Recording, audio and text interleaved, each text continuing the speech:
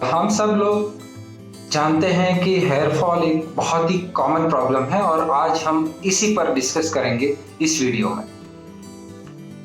सबसे पहली बात, जो हेयर फॉल होता है वो मेल और फीमेल में जो उनके कारण होते हैं वो कुछ डिफरेंट होते हैं। इसीलिए जो मेल पैटर्न हेयर लॉस होता है या मेल में जो हेयर लॉस होता है उसका ट्रीटमेंट और फीमेल पैटर्न जो हेयर लॉस होता है या फीमेल्स में सबसे कॉमन जो हेयर फॉल्स होते हैं उनका ट्रीटमेंट कुछ डिफरेंट होता है क्योंकि रीजंस भी डिफरेंट होते हैं। सबसे पहले मैं आपको ये बताना चाहूंगा कि आखिर ये हेयर ग्रो कैसे करते हैं, कैसे वो लंबे होते हैं और आखिर ये बढ़ते बढ़ते एक लेंथ तक जाकर रुक क्यों जाते हैं। क्यों नहीं ये इतने लंबे होते चले जाते हैं पूरी जिंदगी अगर इनको ग्रो होना है तो इतने लंबे क्यों नहीं हो पाते जितना कई फीमेल्स चाहती हैं। इसका रीजन ये है कि जो हेयर का ग्रोथ होता है it is divided in certain phases. तो एनाजन एक फेज होती है जिसमें सबसे ज्यादा हेयर ग्रो करता है, लाइक ग्रोथ फेज इसी को बोलते हैं हम लोग कि सारे हेयर्स जो ग्रो करते हैं इसको एनाजन फेज बोलते हैं। जो एनाजन फेज होती है वो सबसे लंबी फेज होती है, सो बहुत वेरी करती है, 2 to 3 ईयर्स से स्टार्ट होके and it goes up to 8 years या उससे कुछ बहुत एक्सेप्शनल लोगों में लंबी होती है। तो जितने साल का एनाजन फेज है उतने साल तक एक बाल है वो आपका ग्रो करेगा और लंबा होगा, उसके बाद उसको गिरना ही गिरना है। तो जो लोग कहते हैं कि हमारे बाल तो पहले कभी झड़ते ही नहीं थे और अभी अचानक झड़ने लगे हैं, तो उनको I just want to tell them कि some sort of hair fall continues in our life और ये जो बाल होते हैं अराउंड 50 to 100 हेयर फॉल तक, इसीलिए बोलते हैं कि 50 to 100 hair fall in a day is very much normal. Like 50 बाल 100 बाल आपके डेली गिर सकते हैं और ये बिल्कुल नॉर्मल है अगर आपकी डेंसिटी मेंटेन्ड है तो, राइट। ये इसीलिए होता है क्योंकि हर बाल एनाजन फेज में जाने के बाद एक कैटाजन फेज में जाती है और टेलोजन फेज में जाती है और उसके बाद उसको गिरना होता है उस बाल को, तब जाकर वापस एक नया बाल वहां पर उगता है और वो फिर लंबा होता है अगले कई सालों तक। ये जो एनाजन की जो फेज होती है उसके जो लंबाई होती है वही अल्टीमेटली डिसाइड करेगी कि जो फीमेल्स चाहती हैं कि मेरे बाल सिर्फ कंधों तक आते हैं या लंबे जाते हैं, तो वो डिसाइड इसी से होता है कि एनाजन फेज कितनी लंबी है और कितने लंबे बाल अल्टीमेटली आपके बन पाएंगे या ग्रो कर पाएंगे। अब हम आते हैं सबसे कॉमन रीजन क्या होता है हेयर फॉल का और क्यों होता है हेयर फॉल। ज्यादातर केसेस में हेयर फॉल जो होता है चाहे वो मेल में हो या फीमेल में हो, इसका सबसे मेन रीजन होता है हार्मोन्स की वजह से जो हेयर फॉल होता है उसको एंड्रोजेनिक एलोपेशिया कहते हैं और ये हेरिडिटरी होता है, यानी आपके जीन्स में होता है, आपके जो जेनेटिक जिसको बोलते हैं उस रीजन से होता है और सबसे बड़ा कारण यही होता है और इसको ट्रीट करना भी सबसे मुश्किल होता है क्योंकि हार्मोन्स को आप बॉडी से हटा नहीं सकते हैं और इसका ट्रीटमेंट भी इसीलिए लंबा चलता है। Now apart from the hormones there are many other conditions which lead to hair fall. उसमें से एक है थायराइड, स्पेशली फीमेल्स में थायराइड की प्रॉब्लम्स होती हैं। कुछ न्यूट्रिएंट्स की कमी होना बॉडी में, स्पेशली फीमेल्स में आयरन की कमी हमने देखी है कई फीमेल्स में। उसके अलावा जो कमी होती है विटामिन डी की कमी से भी हेयर फॉल होता है और उसके अलावा भी कई सारी कंडीशंस होती हैं जैसे प्रेगनेंसी के टाइम हेयर फॉल होता है, वो थोड़ा डिफरेंट हेयर फॉल होता है, उसको टेलोजन इफ्लूवियम बोलते हैं हम। और लंबी बीमारी होना जैसे मलेरिया हो जाना या टाइफाइड हो जाना, हेपेटाइटिस हो जाना, इस तरीके की लंबी बीमारियों में भी हेयर फॉल होता है। इसके अलावा कुछ केसेस में hair fall auto immune diseases से भी होता है। ऑटो इम्यून डिजीजेस वो होती हैं जिसमें आपकी बॉडी की खुद की सेल्स ही हेयर फॉलिकल को या हेयर की जो बनाने वाली स्ट्रक्चर है उसको डिस्ट्रक्शन कर देती है और इसमें मेनली एलोपेशिया एरिएटा आता है जिसमें आपने देखा होगा राउंड या ओवल एक स्पेस खाली हो जाता है आपकी बियर्ड में या स्कैल्प पे और ये भी एक कॉमन टाइप का हेयर फॉल है। और बाकी और कई सारी वैरायटी होती है हेयर फॉल की, लेकिन ये सबसे ज्यादा कॉमन पाए जाने वाले हेयर फॉल्स के टाइप्स हैं।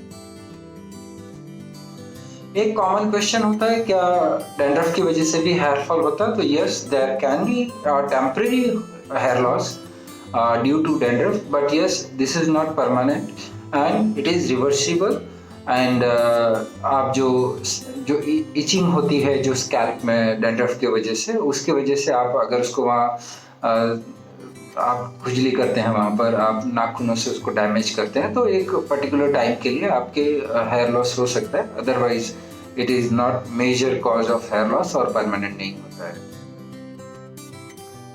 एक बहुत ही कॉमन क्वेश्चन है, क्या स्मोकिंग से और टॉबैको लेने से आपका हेयर फॉल इंक्रीज होता है? Answer is very much yes. और जो आपका स्मोकिंग होता है, जो टॉबैको लेने से बॉडी में निकोटिन की एक क्वांटिटी जो होती है वो इंक्रीज हो जाती है, और निकोटिन बढ़ने से बॉडी में आपका जो ब्लड सर्कुलेशन है वो हैम्पर होता है, वो डिक्रीज हो जाता है। और बिकॉज वो स्कैल्प में भी रिड्यूस होगा ब्लड सर्कुलेशन, ओवरऑल बॉडी के लिए स्मोकिंग इंजरियस है, that everyone of us know about it. And उस वजह से जो सर्कुलेशन का रिडक्शन होता है, जो ब्लड सप्लाई कम हो जाती है स्कैल्प की, उस वजह से हेयर फॉल होता है। और एक रीज़न ये भी होता है कि जो निकोटिन होता है जो स्मोकिंग और टोबैको में, उसकी वजह से आपका एंड्रोजन का जो सिक्रेशंस है बॉडी में, लाइक जो टेस्टोस्टेरोन वगैरह, उसका थोड़ा सा बढ़ जाता है सिक्रेशन। और वो अगेन अगर आपको एंड्रोजेनिक एलोपेशिया की प्रॉब्लम है तो उसको वर्सन करेगा, तो वो कंडीशन एग्जीग्रेट हो जाएगी, वो वर्सन हो जाएगी और अल्टीमेटली आपका हेयर फॉल इंक्रीज हो जाएगा। So I strongly suggest you to withdraw और जस्ट स्टॉप स्मोकिंग, या जितना हो सके रिड्यूस करिए। वो आपकी ओवरऑल हेल्थ के लिए भी अच्छा है और आपके बालों के लिए भी अच्छा है। एक क्वेश्चन ये भी आता है मेरे पास कि क्या जो डाइटिंग करते हैं हम, स्पेशली वेट रिडक्शन के लिए, क्रैश डाइटिंग या मोनो डाइट और बहुत सारी तरह की टर्म्स हैं इसमें, तो क्या उससे हेयर फॉल होता है? 100% इससे काफ़ी हेयर फॉल होता है।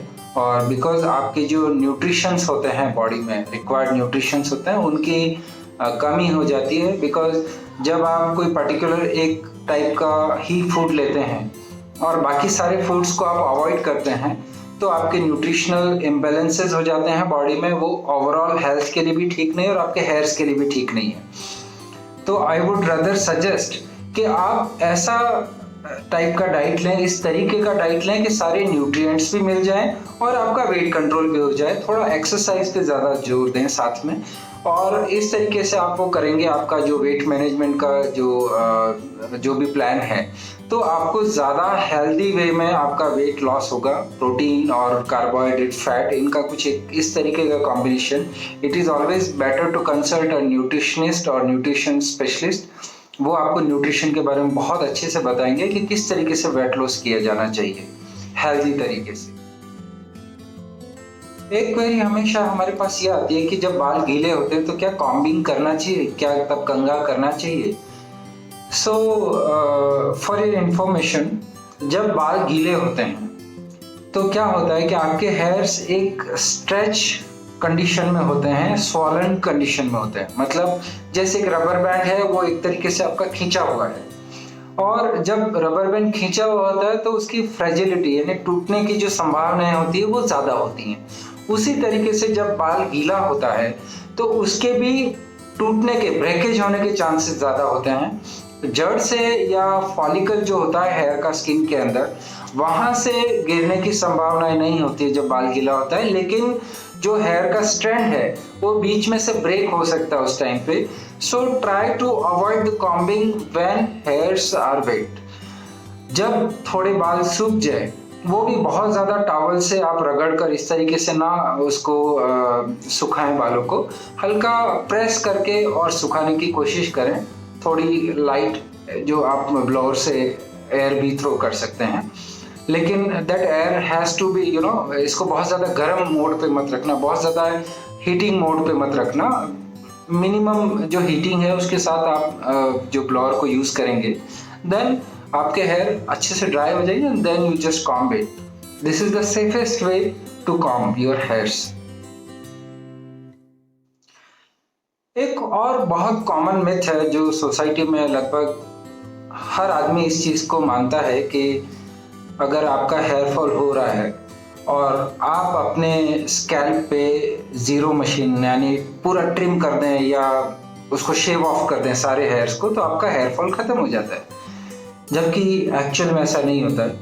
अगर हेयर अपने फॉलिकल से यानी अपनी जड़ से वीक है तो वो गिरेगा ही गिरेगा। हाँ, आपको साइकोलॉजिकली आपको एक सपोर्ट मिल सकता है कि मेरे बाल नहीं गिर रहे हैं, बिकॉज अगर बाल बड़े होते हैं और गिरते हैं तो आपको नजर आते हैं आपके पिलोज पे, आपके बाथरूम में और कई जगहों पे। लेकिन जब बालों को ट्रिम कर दिया जाता है, वो छोटा सा हेयर अगर वहाँ नीचे गिरता है तो इट इज़ नॉट विजिबल, तो आपको साइकोलॉजिकली एक सपोर्ट मिलता है कि नहीं, मेरे बाल नहीं गिर रहे हैं। अदरवाइज जो हेयर अपने रूट से कमजोर हो चुका है, जो वीक हो चुके हैं जिसके फॉलिकल्स, वो बाल को गिरना ही गिरना है। और ये बस आपको एक साइकोलॉजिकल सपोर्ट है, अदरवाइज और कुछ नहीं है। इसलिए don't be in a confusion और don't go with a myth के पूरा ट्रिम करने से और उससे हेयर फॉल रुक जाएगा मेरा, ऐसा बिल्कुल नहीं होता है।